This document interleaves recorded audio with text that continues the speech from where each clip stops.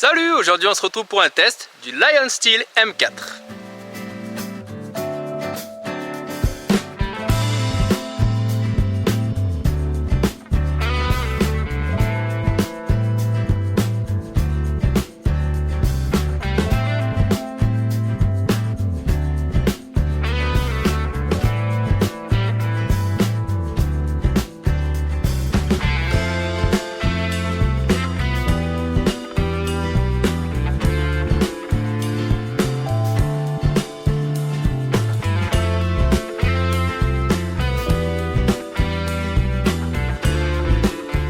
Avec le Lion Steel M4, on est sur un couteau qui a un gabarit raisonnable. Il fait 20 cm et demi de longueur totale pour 9 cm et demi de tranchant. On a 3 cm de largeur ici. Ensuite ça va s'affiner. Pareil au niveau de l'épaisseur, on a 4 mm à ce niveau-là et ça va s'affiner jusqu'à la pointe. Seul le couteau pèse 144 grammes pour 201 grammes avec son étui cuir qu'on verra tout à l'heure. On va retrouver beaucoup de similitudes entre ce M4 et le Lion Steel M5 que j'avais déjà testé. Je vous mettrai un lien dans la description. Donc on va avoir le même design général avec un étui en cuir qui sera identique. On va également retrouver les plaquettes ici en olivier, bien que d'autres choix soient disponibles. On va avoir un petit talon dépassant et on va avoir le même designer, donc Moleta. Le couteau et l'étui sont fabriqués en Italie.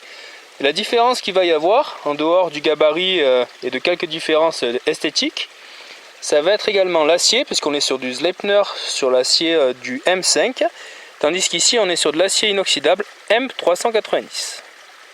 Comme sur le M5, on va retrouver la plate semelle ici qui dépasse très légèrement du bois du manche, et les arêtes ici qui sont légèrement arrondies sur le dos de lame ainsi que sur toute la plate semelle. Au niveau de la visserie, on est sur du Torx, donc de l'étoile, et on peut remarquer qu'on va avoir une texture sur le manche en bois. Donc le manche en bois va être usiné ici, ce qui va offrir potentiellement un petit peu de grippe. Ça va être surtout dans ce cas là, comme c'est assez léger, esthétique. En tout début de lame, on va retrouver un casse-goutte. Le fil du couteau est un fil en V et l'émouture est plate à 3/4. Enfin, pour les particularités du couteau, on va retrouver un manche qui se veut ergonomique avec un léger talon dépassant. Comme on vient de le voir, avec le M4, on va être sur un couteau qui a un petit gabarit et ça fait 4-5 mois que je l'ai et je m'en suis finalement pas mal servi. J'ai fait les randonnées qu'on a pu voir en vidéo et plusieurs bivouacs avec ce couteau. Donc c'est un couteau qui ne va pas être amené à être l'outil unique, donc avec lequel on va pouvoir vraiment tout faire. On va avoir besoin d'avoir une petite scie ou une hache ou hachette pour le seconder. Mais ça peut être vraiment très pratique puisqu'on va avoir quelque chose qui va être agréable au niveau du port, agréable en main, agréable sur les petites tâches. Ce qui serait un petit peu moins le cas évidemment sur un plus gros couteau. Même si on ne va pas pouvoir le considérer comme un outil unique à vraiment tout faire, on va voir qu'on peut faire quand même pas mal de choses avec le M4. Un des principaux avantages d'avoir le M4, c'est qu'on va avoir un couteau qui est très discret et très léger. Donc il va vite se faire oublier au niveau du port de la ceinture. Et à ce propos là, voici son étui. Donc on est sur un très bel étui en cuir avec une double couture ici sur son martyr qui fait tout le tour de l'étui. On va être sur une seule pièce de cuir qui va faire tout l'étui à l'exception du passant ici qui est rajouté. Donc l'étui est censé être fait à la main en Italie. On va avoir quelque chose qui maintient très bien le couteau mais qui va avoir besoin de ce passant. Voilà, avec cet étui, on est exactement sur le même principe, le même étui, le même look que le Lion Steel M5. Donc on va avoir un couteau qui va être bloqué ici dans l'étui, mais ce n'est pas vraiment une rétention chaussette puisqu'on va être ouvert ici. Donc si on va secouer, le couteau finira par sortir assez facilement. Donc on va avoir besoin de la pression qui va venir se placer autour de la garde du couteau ici. Avec la pression, on n'a absolument aucun risque que le couteau s'en aille, sachant que c'est une pression qui est assez ferme. Donc comme sur le M5 on va avoir ici le petite languette qui est vers l'avant, donc on risque de s'accrocher dans les branches, donc potentiellement on pourrait venir ouvrir la pression, mais c'est quand même une pression qui est assez ferme, qui va bien tenir. Donc imaginons que j'ai des branches ici, si on a à venir passer, ça risque pas de s'ouvrir, c'est vraiment si on s'accroche que ça risque de s'ouvrir. Mais d'une manière générale, je n'ai jamais eu de souci avec la pression ici, ce n'est pas très gênant, si ça vient s'accrocher légèrement, ça n'est pas grave. Et au niveau du port, on va avoir le passant ici avec le talon du couteau qui dépasse très légèrement de la ceinture. Voilà ce que donne le M4 à la ceinture. Donc effectivement, on va avoir le talon, le bout du manche qui dépasse très légèrement de la ceinture, mais ça ne va pas être gênant. On ne va pas avoir tendance à venir se l'enfoncer au niveau du flanc ou quoi que ce soit. On oublie le couteau, comme je vous l'ai dit, très rapidement. Au niveau du port, donc c'est un port qui est vraiment pratique et qui va être bien placé pour venir le prendre. On va avoir ici cette histoire de pression enlevée qui se fait très facilement, même si elle tient très fortement. On n'a qu'à venir prendre le couteau. Pour le reposer, on vient pousser. Il n'y a plus qu'à replacer la pression ici. Donc ça se fait vraiment très rapidement. Il n'y a aucun souci. La pression est ferme et tombe vraiment pile poil au bon endroit. Donc c'est quelque chose qui se fait de manière vraiment très agréable et instinctive. Donc aucun souci au niveau du port pour le Lion Steel M4. En dehors du fait qu'on ne sente vraiment pas le couteau à la ceinture, ça va être également le cas en main. On a vraiment quelque chose de très léger qui va être vraiment efficace sur les coupes. Ça va être d'ailleurs son domaine de prédilection. C'est un couteau qui va surtout nous servir au niveau du camp pour venir faire les petites tâches ou préparer de la nourriture, etc. D'ailleurs au passage, on a un très bon acier inoxydable, donc qui résiste très bien à la corrosion. Donc on va pouvoir cuisiner avec sans aucun souci et être dans des environnements humides sans problème, sans risquer de venir rouiller la lame. On va avoir une prise en main qui est très intéressante, comme on l'a vu en début de vidéo, on va avoir quelque chose d'ergonomique. C'est un peu moins prononcé que sur le M5, mais le manche est un petit peu plus petit. Donc on va avoir quelque chose qui tombe vraiment très bien en main. On va avoir la pomme qui va être bien remplie. Et malgré le fait que le couteau soit plus petit, on va avoir quelque chose de très agréable, même si on vient travailler longtemps avec. Donc on va avoir un taux de pénétration quand même très intéressant sur cette lame, avec le fil qui est évidemment rasoir en sortie de boîte et qui là coupe toujours autant alors que je ne l'ai jamais réaffûté. Et on va passer à travers les branchages sans problème. Et surtout ça va être vraiment très agréable d'avoir ce gabarit là. On sent vraiment qu'on va contrôler les coupes qu'on est en train de faire. On ne va pas avoir d'effet de contrebalance devant avec un couteau qui serait beaucoup plus gros. On va être sur quelque chose vraiment, encore une fois, qu'on ne sent pas en main. On va pouvoir faire des petites coupes précises sans aucun problème. Donc au niveau de sa polyvalence sur les tâches de couteau, on peut vraiment dire que c'est ce pourquoi il va être fait en premier lieu. Même si on va le voir, on va pouvoir lui demander un petit peu plus que son gabarit le laisse présager. Toujours sur les coupes de type couteau, on va avoir la possibilité de prendre le couteau en coupe inversée ici. Donc à noter qu'on va avoir un rebond au niveau du manche. Donc il va être plutôt l'inverse de ce que l'on va rechercher pour poser le doigt. Mais comme le couteau est assez petit, on va pouvoir se rapprocher très proche de la garde. Donc c'est une toute petite garde qui ne va pas du tout gêner lorsqu'on va prendre ici dans cette position. On va avoir quelque chose qui est bien ancré en main. On va pouvoir venir tirer dessus. Et le fait que le manche ici soit plutôt inversé ne va pas tellement gêner. Pour ma part, ça va tomber à peu près ici au niveau de cette phalange. Donc aucun contact désagréable. On va pouvoir vraiment travailler longtemps avec le couteau sans avoir de points douloureux.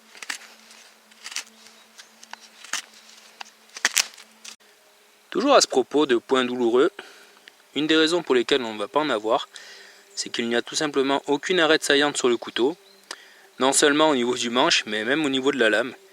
Tout est parfaitement arrondi, et le fait que la plate semelle dépasse légèrement ne gêne absolument pas, pour ainsi dire, on ne la sent vraiment pas du tout dans la main.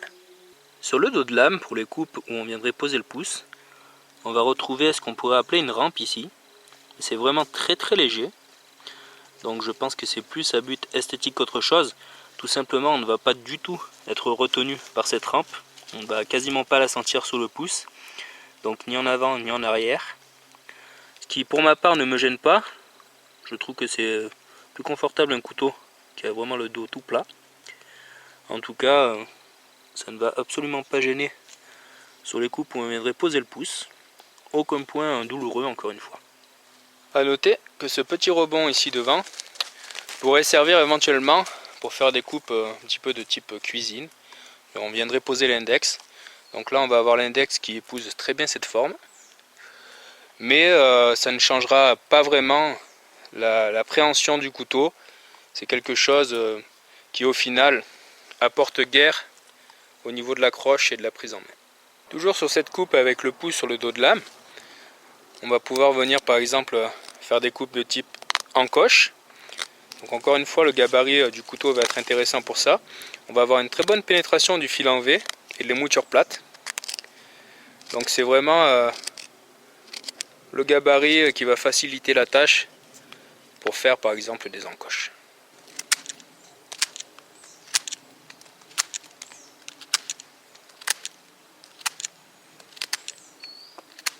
Avec un couteau de ce type, on va être moins polyvalent qu'un M5 ou un M7 par exemple de la même marque, tout simplement par rapport à la taille générale, à l'épaisseur, etc. On va avoir un petit peu moins de force, de puissance, d'inertie sur les coupes à la volée, moins de longueur pour venir faire du gros bâtonnage. Mais encore une fois, si on vient prendre ce genre de gabarit, ça n'est pas vraiment pour faire ça. Cependant, on va pouvoir se servir du couteau pour faire des petits débranchages d'appoint, si on venait avoir seulement le couteau, ou alors qu'on est sur le camp, on vient se déplacer un petit peu autour du camp, qu'on a la hachette sur le camp et juste quelques petits branchages à enlever, on pourra le faire sans souci avec le M4. On va également pouvoir bâtonner, bien évidemment, sur des sections qui ne seront pas très grosses, pour venir par exemple faire du tout petit bois pour lancer le feu. Et au niveau des coupes à la volée, sur des branches un petit peu plus grosses, ça va être pas vraiment efficace. Du coup, ce qu'on va pouvoir faire, ce sont des coupes à plat, où on va venir taper sur la lame pour passer à travers. Encore une fois, pas de problème avec ce couteau. Voilà typiquement le genre de branchage dont je vous parle. Donc ici on est sur du résineux. Les résineux ont très souvent des branches mortes sur le bas. Donc on va pouvoir venir prendre le couteau. Donc pas vraiment besoin de dragonne pour ça, parce que de toute façon on va pas venir donner des gros chocs avec le couteau. Si toutefois on en avait besoin, il y a un trou qui est prévu à cet effet. On va pouvoir venir prendre le couteau un petit peu en bout comme ça et venir tapoter. Donc évidemment c'est un travail qui sera très fatigant si on veut vraiment faire beaucoup de travail avec ce couteau. Mais encore une fois, comme j'ai dit en introduction, c'est plus un couteau que l'on va coupler avec un gros outil de type hache, hachette ou scie. Absolument aucune surprise, on va être limité dans les coupes à la volée. De toute façon, ce n'est pas un couteau qui est fait pour ça, mais il peut très facilement venir à bout de ce type de branchage, ce type de diamètre, et sans aucun dommage au niveau de la lame. Si toutefois on n'avait que ce couteau et qu'on voulait passer à travers ce genre de section, il serait tout bonnement inutile et très fatigant de venir attaquer ça en faisant des coupes à la volée. On sent qu'on n'a vraiment aucune inertie et que les coups ne servent pas à grand chose. Donc à ce moment-là, on va pouvoir se servir d'un bâton et faire les coupes à plat dont je vous parlais tout à l'heure. On va être nettement plus efficace. On va avoir un bon taux de pénétration grâce à l'émouture quasiment plate totale. On va beaucoup moins se fatiguer, pouvoir enlever de beaux copeaux et passer à travers de la branche au final en très peu de temps.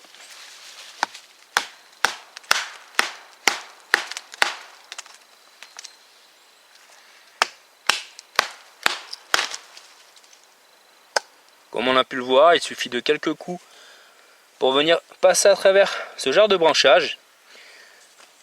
On ressent un petit peu de vibration lors des tapes dans le manche.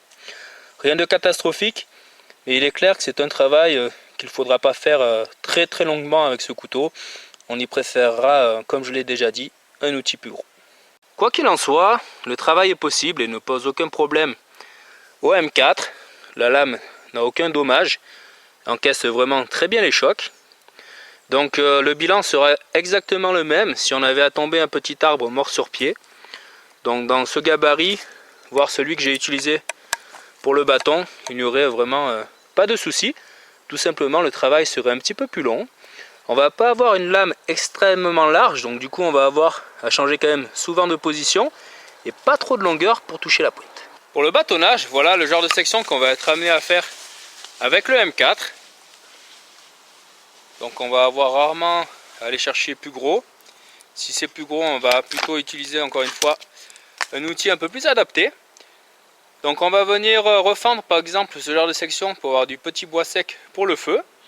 Voir un petit peu ce que peut donner le M4 à travers cette section qu'on rebâtonnera ensuite. On a une excellente pénétration au départ due à sa forme d'émouture. Ensuite il suffit d'accompagner le travail pour venir à bout de la section. Donc dans tout ce qui est adapté à son gabarit, on va vraiment avoir absolument aucun souci pour venir bâtonner avec le M4. Ça va être très agréable puisqu'on va avoir un couteau qui va presque glisser à l'intérieur du bois pour venir passer à bout de la section. Donc pour tous les petits bâtonnages qu'on aura à faire de ce type, absolument aucun souci avec ce couteau.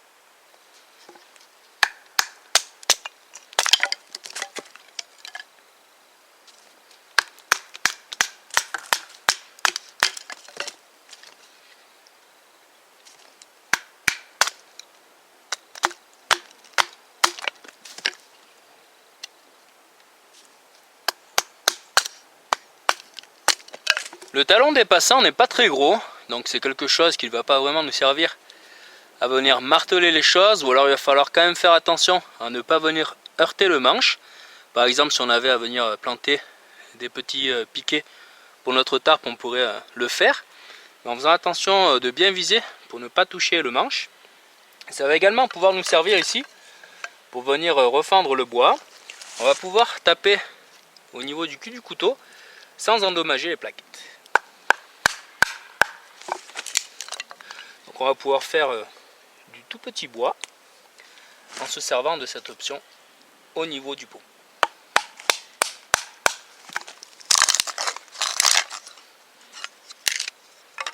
Voilà, quand je disais de le faire avec attention, on peut voir que mon bâton ici forcément n'est pas tout à fait plat et j'ai un petit peu touché le rebord, donc le gros du choc va être absorbé ici au niveau du talon dépassant, mais c'est possible de venir très rapidement toucher les plaquettes en bois. Donc faire un petit peu attention lorsqu'on bâtonne par le cul, malgré le fait qu'il y ait un talon dépassant, il est quand même assez minime. Toujours au niveau des plaquettes et du risque de refente du bois du manche, on va avoir la possibilité éventuelle de venir tapoter le manche ici lors du bâtonnage pour le redresser, mais ça sera quand même prendre le risque de venir toucher les plaquettes et de les casser, d'autant plus que, comme on l'a vu, ce n'est pas un gros gabarit, donc on n'aura pas généralement à aller chercher de trop grosses pièces qui nécessitent vraiment de taper sur le manche pour le réaxer. Voilà ce que donne le M4 sur les feather sticks. Donc encore une fois, je ne l'ai jamais réaffûté depuis que je l'ai. J'ai fait la plupart du temps des coupes légères puisqu'on a vu que c'était l'utilisation première que j'avais de ce couteau. Mais on peut voir qu'il décolle vraiment de très très fins copeaux. Donc son acier tient très bien l'affûtage. Et le fil en V va pénétrer fortement. Par contre, comme c'est un acier qui va très bien maintenir l'affûtage, c'est un acier qui potentiellement et logiquement sera plus difficile à affûter qu'un acier au carbone simple, comme par exemple du XC75 ou du 1095.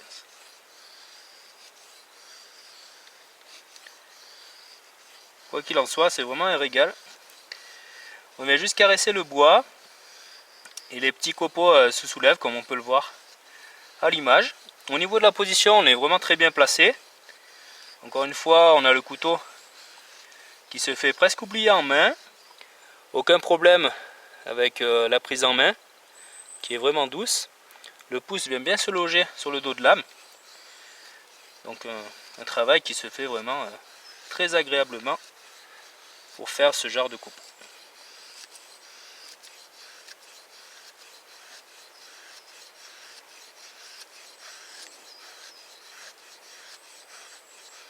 Comme pour le Lion Steel M5, c'est assez étonnant.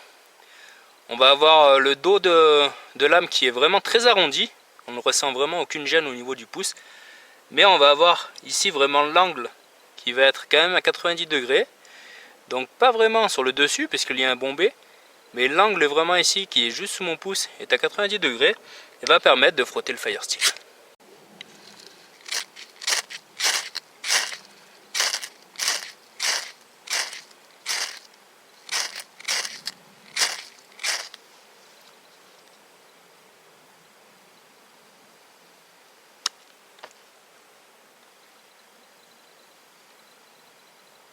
Voilà, au final le M4 va avoir un gabarit très intéressant pour toutes les tâches que l'on vient de voir. Il va être vraiment très agréable et efficace pour ça. Bien évidemment, ça va nécessiter d'avoir un plus gros outil pour le compléter pour les plus grosses tâches. Car même s'il est capable de venir faire un petit peu plus que ce que l'on attend de lui, comme on l'a vu par exemple sur les coupes à plat, on va pouvoir passer à travers de belles sections. On pourrait voir pour passer un petit peu plus gros. Ça va être quand même limité, ce n'est pas un outil à tout faire. Donc en ça, il ne va pas être très polyvalent, pas autant qu'un plus gros couteau comme pourrait l'être par exemple le M5 ou le M7 encore une fois dans la même marque. On va avoir un acier qui est très bien coté, un très bon acier inoxydable qui va, comme on l'a vu, garder vraiment très longtemps son tranchant et être vraiment saillant. Bref, un couteau qui accomplit vraiment avec brio toutes les petites tâches que j'ai pu lui proposer, en espérant que cette vidéo ait pu vous aider. Merci et à bientôt.